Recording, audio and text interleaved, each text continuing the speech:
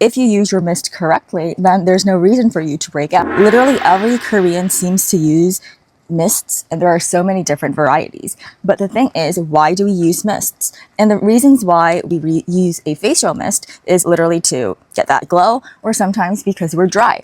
However, if you are an oily girly, which I sort of am, I have combination skin. However, if I put on a mist, I feel like it's going to sort of like break me out or whatnot. And I have actually experienced that before. However, that's not the case in most cases, because if you use your mist correctly, then there's no reason for you to break out. If you are an oily girly, then you might sometimes have internal dryness, which is called 속건조 in Korean. And for that kind of problems, you can use a sponge like this, or just like a cushion foundation sponge. Spray onto the sponge your facial mist. For reference, this is the facial mist that I use to do this. And you just pat it on into your skin. Then it'll help to absorb more.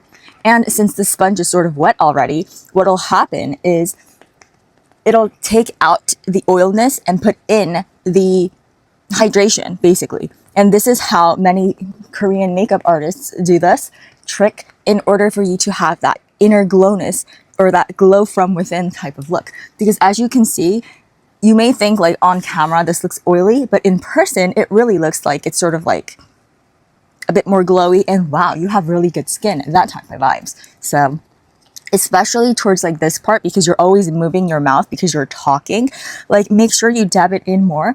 Then your oilness will be extracted, but you get the point, right? So do this before you put on your makeup, and it'll literally help. And if you're ever interested in what kind of products I use, then I did make a Style Korean storefront, and these are all the products that are not sponsored and actually good. So